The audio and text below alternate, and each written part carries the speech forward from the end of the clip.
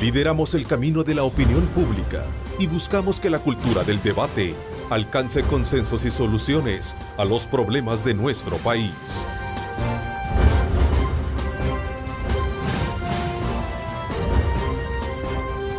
Diálogo con Ernesto López. Tienen aportes importantes para restaurar el diálogo político y buscar esa ruta correcta que el país requiere, Alfredo. Mire, el primer requisito de cualquier diálogo es que tiene que ser sincero. Si no hay sinceridad y buena fe, el diálogo no sirve de nada. Es una pérdida de tiempo. Y eso es lo que le ha sucedido a la empresa privada. A mí me consta que se han reunido innumerables veces con el gobierno, se ponen de acuerdo en algo y luego el gobierno hace lo que le da la gana. Eso no es sinceridad y es como el marido que maltrata a la mujer y le pega y el día de los enamorados le pide que regrese y le invita a cenar y le regala su ramo de flores. Y va a llegar un momento en que la mujer le va a decir hasta aquí llegamos.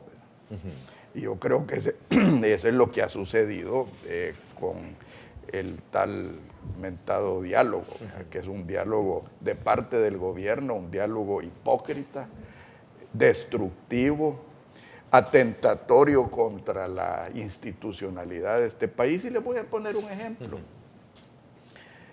Pasaron dialogando sobre el salario mínimo por años, respetando las reglas del juego, y luego el gobierno violentó no solo acuerdos internacionales, sino que la misma ley de la República, para hacer lo que le daba la gana, generando daño, generando desempleo, generando la polarización, y hasta la Iglesia Católica se montó al baile, ¿verdad?, en este juego tan destructivo.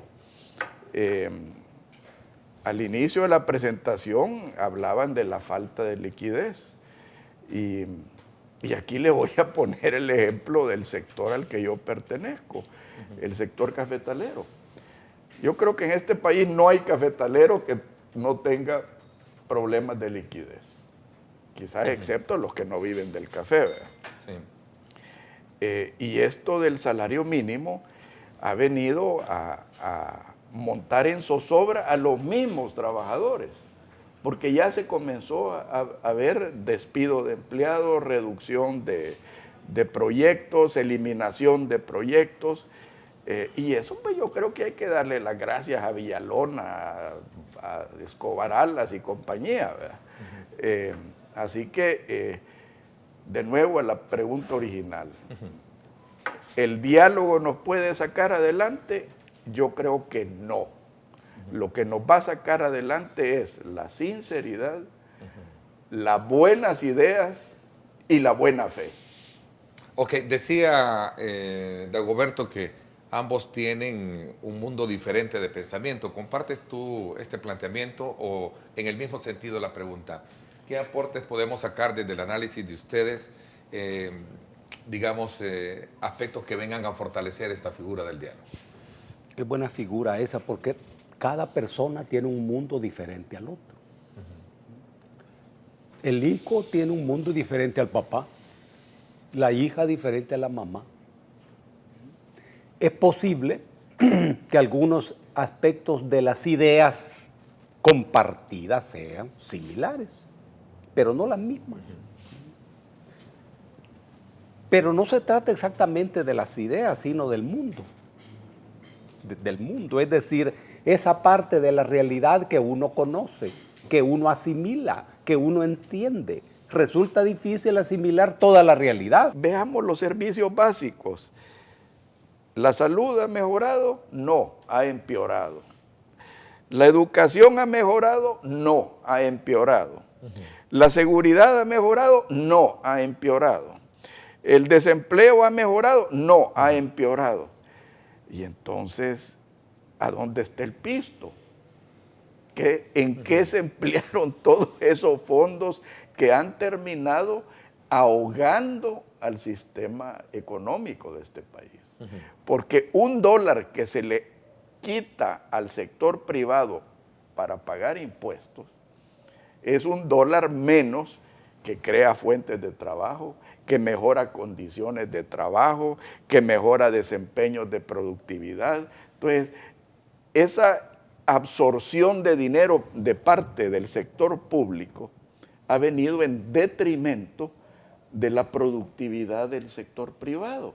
Entonces, que no nos extrañe la situación que tenemos. Ahora, si tuviéramos, a raíz de esa absorción de dinero de parte del sector público, en una mejor educación, mejor salud, mejor seguridad, más dignidad, como dice Dagoberto, entonces uno puede decir, enhorabuena, puede ser una buena inversión. Pero cuando es totalmente lo contrario, es de preocuparse hacia dónde vamos. A ver, pero... Y si eso va acompañado, perdóname, solo voy a terminar esto, si eso va acompañado con el deterioro institucional y legal de este país, entonces eso a mí me indica que vamos hacia un desastre. A ver, hablando de minipolos, como usted lo decía, muchos intérpretes de ese tema creen que lo que detiene el diálogo son las posiciones antagónicas de las, voy a sumar una más, de las 3 grandes fuerzas, digamos, que nos gobiernan hoy en día. Y digo 3 porque usted introdujo el tema o la figura del sector privado, pero son posiciones antagónicas las que detienen esto. Y de alguna manera recogiendo de ese menú de valoraciones son... Mira, me voy a ir al ejemplo que puse de la mujer maltratada. Decir de que la posición de la mujer maltratada es antagónica es una tergiversación de la realidad, no solo en el aspecto físico cuando le pegan. No hay antagonismo a su criterio en las posturas que asumen es que cada uno. ¿cómo no va a haber antagonismo cuando te están lloviendo maltratos? ¿Cómo no va a haber antagonismo cuando a lo único que te dedicas es a defenderte de las acciones del gobierno? Entonces, ¿qué es lo que quieren? ¿Establecer una Cuba en este país a donde no hay antagonismo porque el que manda, manda? Entendería que maltrato le llama el hecho de que se haya logrado, digamos, un consenso discutible para el salario mínimo. No logrado, ahí no ha habido consenso. Perdón, es que hay que poner las cosas claras. Un buen punto para debatirlo con Dagoberto. Es que ahí no hay consenso, sino una imposición. Y una imposición ilegal. Ilegal, ok, interesante. Entendería que también maltrato le llama usted al hecho de poder establecer un ajuste fiscal que permita de alguna manera recoger más impuestos. Cuando el ajuste fiscal se dedica a extorsionar al sector productivo y a absorberle dinero al sector productivo y después protestar porque no hay inversión, no hay creación de fuentes de trabajo, no hay productividad, y eso no solo sucede en El Salvador. Vos preguntabas, entonces, este país está condenado a hundirse. Pero ocurre que el país está hundido desde hace décadas. No en este momento, está hundido desde el momento que tenemos más de 3 millones de personas en los Estados Unidos, otros tantos en Australia, en Italia, en Suecia. Eso indica que este país está hundido.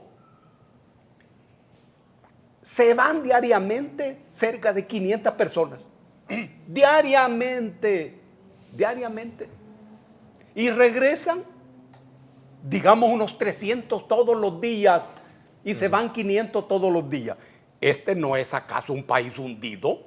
Claro que es un país hundido. Y mucho menos robusto. Y claro, entonces, y el presidente dice, tenemos una economía robusta. ¿Está mintiendo el presidente? No. Es que ocurre que en una sociedad como la salvadoreña hay varias economías. Hombre. ¿A qué se refiere el presidente cuando dice que hay una economía robusta? Es que aquí hay un grupo de empresas que están haciendo inmensos negocios. Inmensos negocios. En la construcción de grandes centros comerciales, edificios de apartamentos o departamentos, la banca. esas empresas de aviación, Avianca y otros, bueno, uno sabe que esa es una economía robusta, robusta. Pero esa es una cúpula. Y esa cúpula expresa los intereses del capital nacional. No, hombre, no, hombre. Los medianos y los pequeños. Y algunos grandes. No, no. Esa es una economía robusta. Para aquellos que controlan, por ejemplo, la industria del azúcar en este país, claro que es una economía robusta. Lo que controla la actividad cafetera en el país, claro que es una economía robusta. El problema de uno es que piensa en la otra gente, que tiene que irse del país. No para vivir, para sobrevivir. Y entonces se enfrenta a la política de los otros gobiernos, que están en su derecho de adoptar las políticas que estime conveniente. Por el lado de Arena, ¿tú crees y consideras que está haciendo el mejor papel retirándose de la mesa, Dagoberto?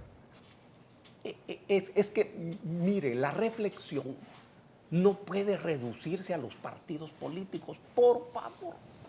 Porque esa es una reflexión muy débil, espantosamente débil. El país siempre va más allá de los partidos políticos, ¿no? Y entonces, y se reflexiona, ¿y qué vamos a hacer si los partidos políticos no se ponen de acuerdo? Qué buena noticia que no se pongan de acuerdo, hombre. Es que si se ponen de acuerdo, va a ser a costa de los más pobres. Si se ponen de acuerdo, va a ser a costa de elevarte a vos los impuestos. El tema es, ¿y la gente del pueblo se está poniendo de acuerdo? Alfredo. La fuga no solo es de personas, la fuga también es de recursos. Yo he sido uno de los principales críticos del enriquecimiento de algunos grupos. De algunos grupos, sí. De algunos grupos. Correcto. A base de los privilegios que la clase política les ha vendido. Más falta de capacidad le veo a la clase política de El Salvador. Por eso es que yo ya dejé de creer en el sistema.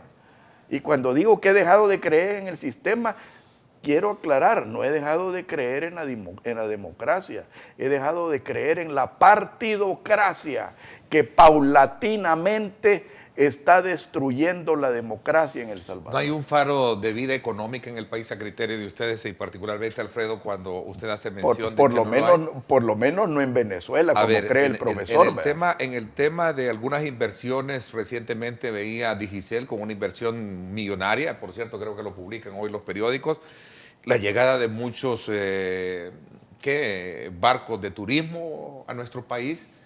Y otros síntomas que muestran algo diferente, Alfredo, y también de gobierno. Mira, si yo no te voy a decir de que no hayan pequeños destellos de ser positivo.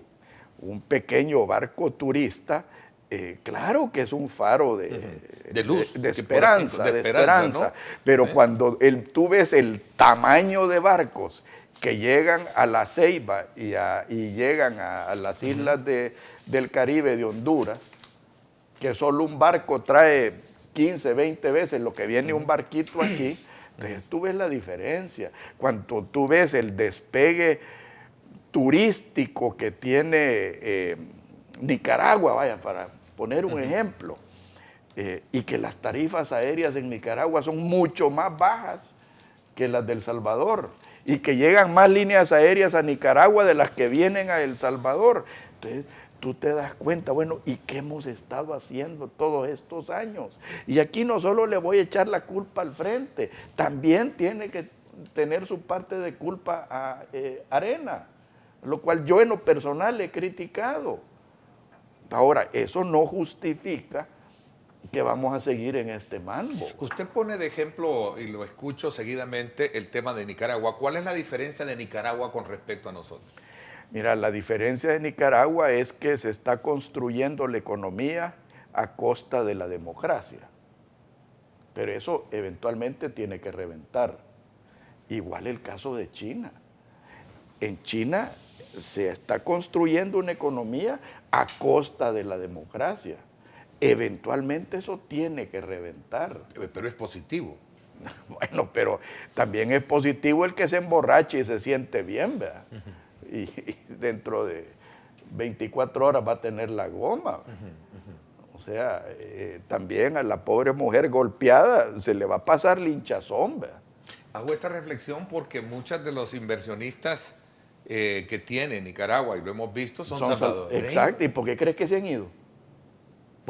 Preguntemos, ¿por qué crees que los salvadoreños se van a invertir a Nicaragua? Un aumento de 60 y pico % no lo aguantan. Entonces nadie va a trabajar para perder. Nadie va a trabajar para cavarse una tumba más profunda. Dagoberto. Es que no podemos establecer comparaciones, ¿no? Nicaragua es un país de 130.000 kilómetros cuadrados de extensión, con 6 millones de habitantes. Nosotros somos 20.000 kilómetros cuadrados de extensión con 9 millones de personas. Y 3 millones en los Estados Unidos y otros tantos millones por otro lado. La exigencia para una sociedad como la salvadoreña es inmensamente mayor. Honduras tiene 112.000 kilómetros cuadrados de extensión, 6 millones de habitantes. Guatemala, 108.000 kilómetros cuadrados de extensión, 16 millones de habitantes. Pero ahí está la burguesía más poderosa de la región. Siempre ha sido así. Muy bien. El punto no va por allí, sino saber que el diseño de la economía, de la política, de la ideología montada después de la guerra civil está destruida. Y que hay que cambiar el sistema político y sistema económico. En Honduras se ha estimulado la producción de café. No se ha castigado al caficultor con salarios mínimos inaplicables. Han habido políticas más inteligentes y más sensatas. Y eso es lo que le está sucediendo al Salvador. Y no es de extrañarnos. Si al profesor que dice que el faro que ilumina su camino es Venezuela, que no nos extrañe que nos quieran terminar como Venezuela. Es exactamente así como lo plantea Alfredo. Aquí no tenemos derecho ¿A equivocarnos? Sí, no. Oí bien lo que estamos hablando. No tenemos derecho a equivocarnos ni tenemos derecho a ser tontos. Correcto. Sino a adoptar políticas inteligentes. Ahora bien, es que eso significa diferentes cosas para las empresas transnacionales. Mira las compañías de aviación, cómo celebran, bueno, y eso beneficia al país. ¿Y quiénes son los que viajan? Ese es el punto. ¿Cuál es la política económica? En la política económica, ¿el rey ha de ser siempre el mercado y la mercantilización de la vida? No, hombre. No. El agua para la gente, la salud para la gente, la educación para la gente, la vivienda para la gente, la dignidad para la gente, las exigencias. Y esto es importante para la gente de la ONU que ha venido a ayudarnos. Has de tener en cuenta estas cosas, Benito.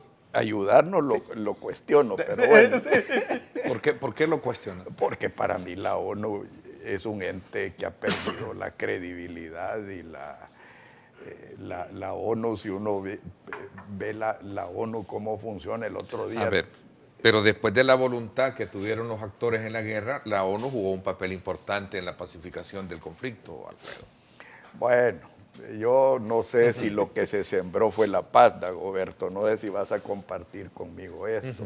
Para mí lo que se sembró fueron las condiciones de una futura guerra. Correcto. Que es la que estamos viviendo ahorita. Cuando hice o al hacer énfasis del tema condena, me lleva a preguntarles entonces por dónde ven ustedes la salida o la solución de esta polarización que existe que no deja avanzar al país. Entonces, mira, no, a mí sinceramente no quisiera dar mi solución al aire en este momento. Lo que sí te puedo asegurar es de que la solución no está en la partidocracia.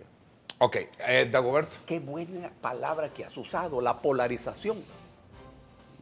La polarización es una figura que evoca dos polos enfrente y dos polos sin solución, polos antagónicos. Pero si nos referimos en eso a los partidos políticos, ahí no hay polarización, hombre. Es que son socios en el negocio de la administración de la cosa pública. Son comerciantes todos. Y no estamos en contra de los comerciantes, no.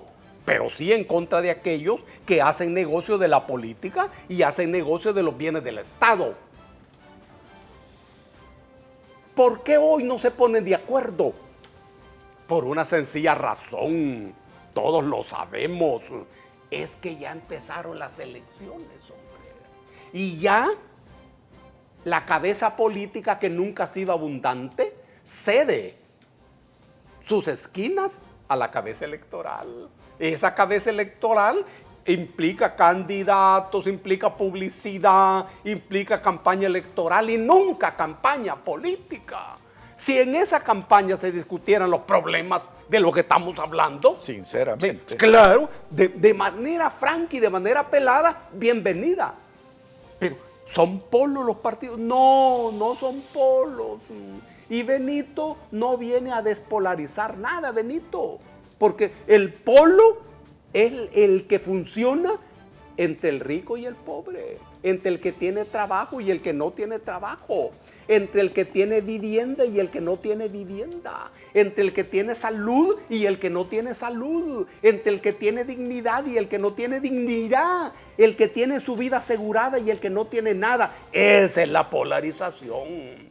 Y aquí no se va a hablar de despolarizar el país sin resolver la guerra social sangrienta que está matando a los muchachos que no se van del país. ¿Y cuándo empezó esta guerra social?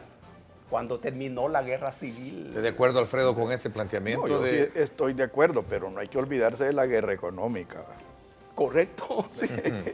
Porque las condiciones sociales están basadas en realidades económicas. Totalmente de acuerdo con Alfredo. Guerra económica. Escuchen bien, por favor. Guerra económica. A ver, hay un escrito acá del cual voy a resumir lo siguiente. Y lo voy a dejar planteado para el siguiente espacio que tenemos. Al gobierno no le gusta cuando se le pide rinda cuentas, que maneje bien las finanzas del Estado, cuando se le pide que combata la corrupción. Y tenemos por otro lado a un partido de oposición, entiéndase Arena, que no quiere, digamos, impulsar y acompañar una política fiscal más equitativa, más justa, y se opone precisamente a todo lo que el gobierno quiere hacer. ¿Y hay talento en nuestro país? ¿Hay ideas? Sí, hay. ¿Y hay gente honesta en nuestro país? Sí. ¿Y gente valiente en nuestro país? Sí. Con eso tenés que hablar, Benito. Yo a Benito le pondría Andito, porque sinceramente no creo que es él el que va a venir a resolver esos problemas. Bueno, pero hay que valorar y agradecer un poco el gesto que tiene. No niego que él venga con buenas intenciones. Claro. No estoy calificando eso. Lo que yo estoy diciendo es que no creo que sea lo que necesitamos. ¿Qué propone Alfredo Mena Lagos entonces? ¿Qué soluciones así prácticas podemos encontrar para de alguna manera despejar y despegar en su momento? Mira, hay soluciones de corto plazo, mediano plazo y largo plazo. A corto plazo es que se cumpla el mandato de la Sala de lo Constitucional y que los partidos pongan su casa en orden, que sean transparentes, que digan quién los ha financiado. A mí me da risa y hasta cierto punto cólera cuando veo la lista de Arena de los que contribuyeron para la campaña. Primero, que hay grandes ausentes. Y segundo, mi cuestión es, digo, qué baratos le salieron los privilegios. Y el Frente, como dice el Chinito, es más piol. El Frente ni siquiera ha querido dar esa lista. Entonces, por ahí tenemos que comenzar. Mediano plazo, procesos de elección de candidatos transparente y propositivo. Lideramos el camino de la opinión pública y buscamos que la cultura del debate alcance consensos y soluciones a los problemas de nuestro país.